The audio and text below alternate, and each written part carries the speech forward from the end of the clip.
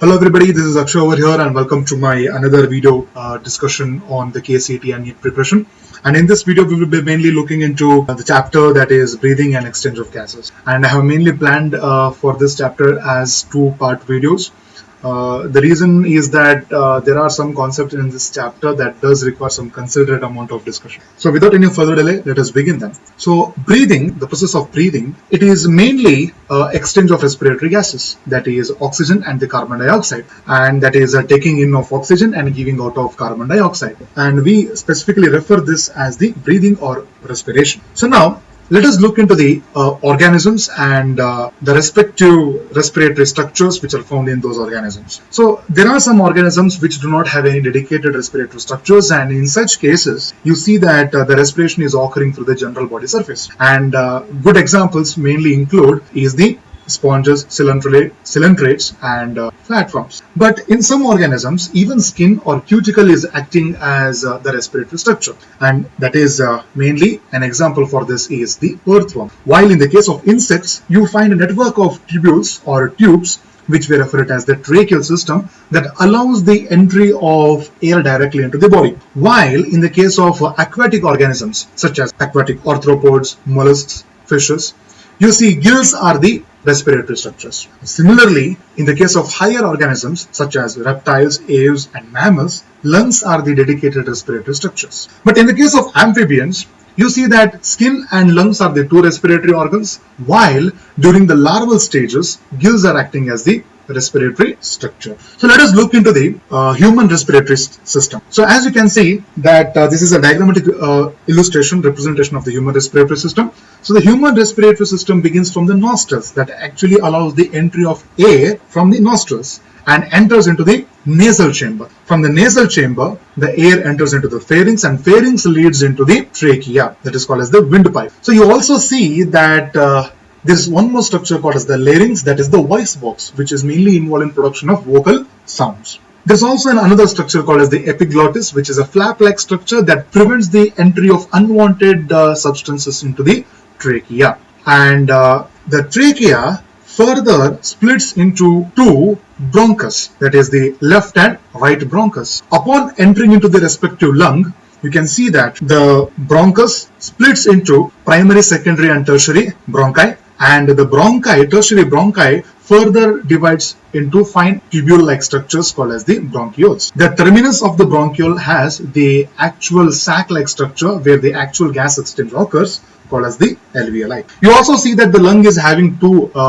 lined membranes called as the pleural membranes, external and internal pleural membranes, and in between the pleural membranes there's a space, and this space is filled by the fluid called as the pleural fluid. You also see that the respiratory system is also having support of muscles, and one such muscle you find at the bottom of the respiratory structure, that the lungs, is the diaphragm. And even the rib cages or the ribs are supported by special kind of muscles called as the costal muscles, which are again of two types, that is the internal costal muscles and the external costal muscles. So now, when we look into the human respiratory structure, it is very clear that it is a perfect, airtight chamber-like structure, because the human respiratory system at the bottom is protected by the diaphragm. In the dorsal, that is the back part, you find the vertebral column, and laterally, that is the sideways, you find the ribs, and ventrally you find that is the chest part, front part. You see it is the sternum that completely encases or completely cages the human respiratory system, that is the lungs. So any change in the thoracic cavity or thoracic chamber is reflected in the pulmonary chamber or the lungs. So this is an important point that you people have to remember. Now moving on, the respiratory system is actually having two parts, that is the conducting part and the gas exchange part. So the conducting part is the part that actually allows the air to enter into the lungs. That is the passages what we are discussing. So from nostrils to the bronchioles is acting as the conducting part, but whereas the gas exchange part is the system or is the part where actual diffusion of gases occur, and the alveoli is the gas exchange part of the respiratory system. So moving on, the steps that are involved in the respiration are as follows. The first step is the breathing or pulmonary ventilation, which mainly involves two steps, that is the taking in, that is inspiration, and giving out of air, that is the expiration. And next is diffusion of gases across the alveolar membrane, means exchange of gases from alveoli into blood vessel and from blood vessel into the alveoli. And next is transport of gases by the blood, and diffusion of gases across the tissues, means delivery of oxygen to the tissues and uptake of carbon dioxide from tissue into the blood. And finally, use of oxygen and release of carbon dioxide. So use of oxygen and release of carbon dioxide, we are mainly referring to the cellular respiration, which we'll be studying in the plant physiology.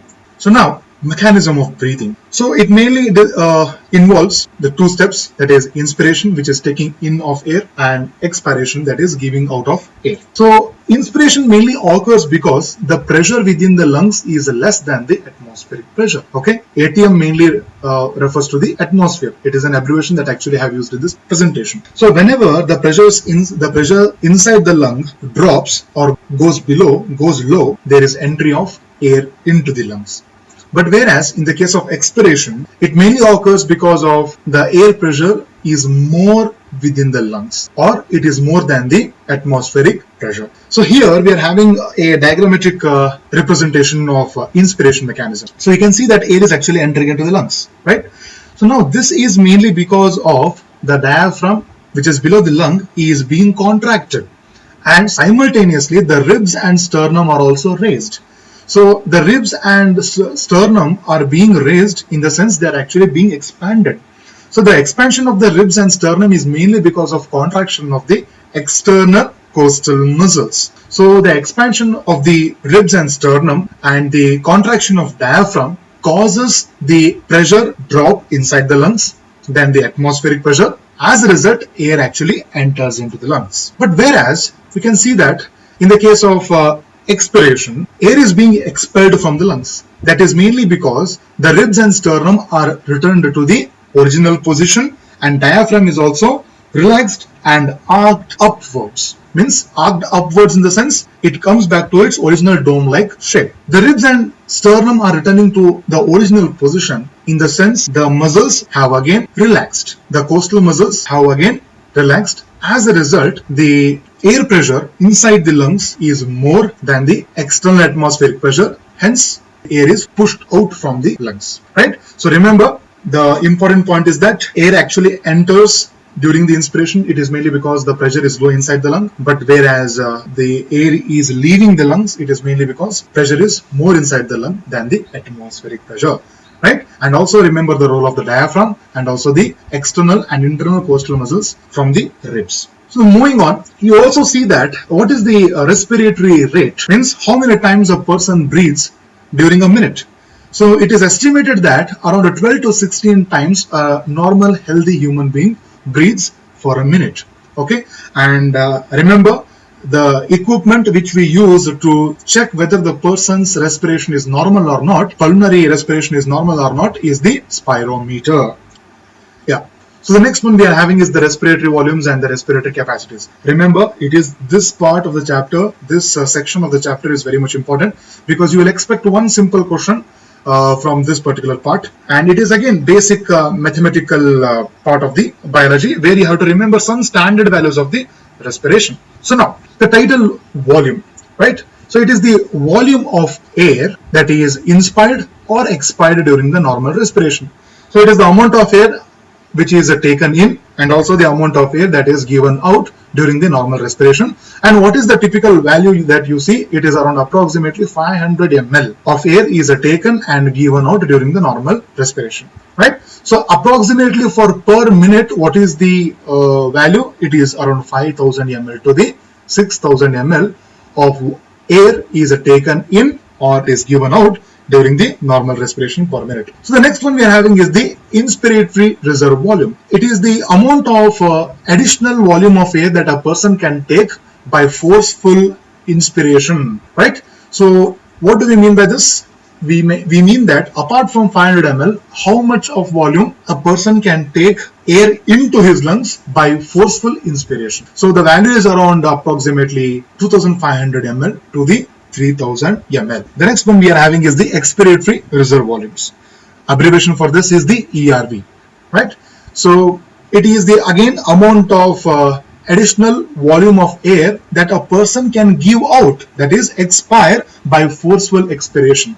Okay, and the amount of air that he can expire forcefully is around 1000 ml to 1100 ml. So this is the typical value that you see. And next we are having is the residual volume. That is the volume of air that remains in the lungs even after forceful expiration is called as the residual volume, right? So now again, the value of this residual volume means the volume that remains inside the lungs even after forceful expiration is around 1100 ml to 1200 ml. Remember this.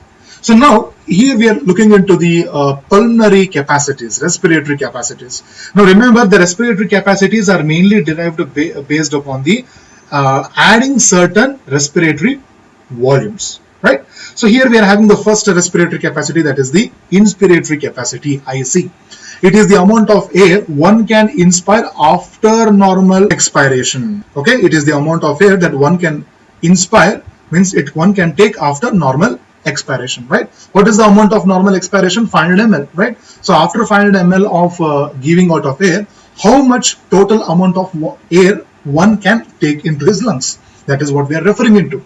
So it is mainly derived by addition of tidal volume, TV, and the inspiratory reserve volume, IRV. So if you add both these, you will get the inspiratory capacity.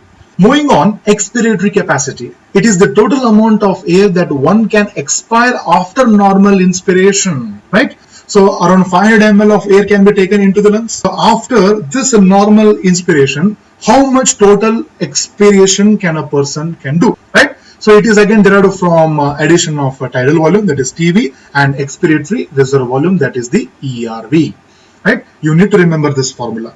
A simple mathematical question based upon this can be asked in the examination. Now, moving on, we are having the functional residual capacity, FRC. It is the volume of air that will remain in the lungs after normal expiration. Okay, so even after normal expiration, what is the amount of air that will still remain into the lungs? Again, it is derived from residual volume by adding RV, that is residual volume, and the expiratory reserve volume, ERV. So the next one we are having is the vital capacity. So it is the maximum volume of air a person can breathe in after forced expiration, or maximum air a person can breathe after forced inspiration. So it is again derived from ERV, that is expiratory reserve volume, tidal volume, and IRV, that is the inspiratory reserve volume. So vital capacity mainly refers to the maximum volume of air that a person can breathe after forced expiration. Forcefully you will give out some air and you will take maximum deep breath, right? So this is what it refers to. And finally, maximum air a person can breathe out after forced inspiration. So this is mainly referring to the vital capacity. The last one we are having is the total lung capacity. So total lung capacity means it is the total volume of air that can be accommodated in the lungs at the end of forced inspiration.